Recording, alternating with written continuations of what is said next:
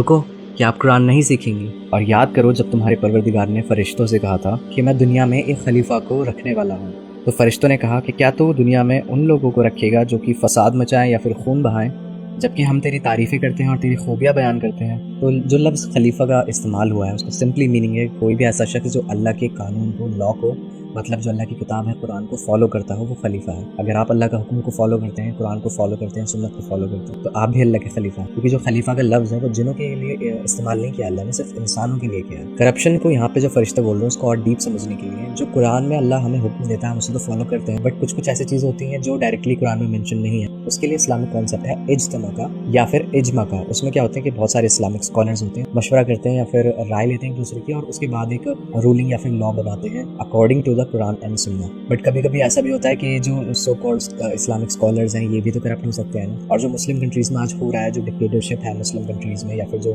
رولرشپ ہے مسلم کنٹریز میں، وہ ساری کرپٹڈ ہے۔ اور جب اللہ کہتا ہے کہ میں وہ جانتا ہوں جو تم نہیں جانتے، سمپلی میننگ اگر اس دنیا میں برائیاں ہیں تو اچھائیاں بھی تو ہیں، اگر برے لوگ ہیں تو اچھے بھی تو لوگ ہیں، اگر اللہ نے جہنم کو بنایا ہے تو اللہ نے جنت کو بھی تو بنایا ہے۔ تو اس طرح سے اللہ نے بیلنس کر دیتا ہے اس چیز کو۔ اس میں اللہ کی حکمت یہ ہے کہ کبھی کبھی ہم بہت زیادہ پریشانیوں سے گزرتے ہیں، یا پھر اگر کوئی انسان بیمار ہو تو اس کی بیماری سے بھی اللہ اس کے گناہوں کو معاف کرتا ہے۔ تو بہت ساری نعمت، بہت ساری رحمت اللہ کی جو ہمیں نہیں پتہ، اور اس لیے اللہ کہتا ہے کہ میں وہ جانتا ہوں جو تم نہیں جانتے۔